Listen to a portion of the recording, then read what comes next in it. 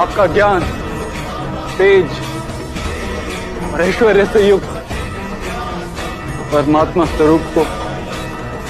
प्रत्यक्ष देखना चाहता हूं मास्टर। देखो पा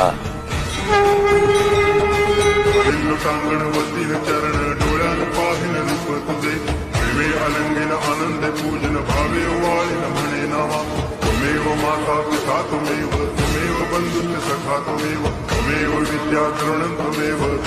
सर्वं मम देव देव कायेन वाचा मनसेन्द्रियैर्वा बुद्ध्यात्मना वा प्रकृति स्वभावा करोमि यद्यत् सकलं परस्मै नारायणायति समर्पयामि अच्युतं केशवं रामनारायणं दामोदरं वासुदेवं हरि गिरिधरं माधवं गोपिकावल्लभं जानकीनायकं रामचन्द्रं भजे। हरे राम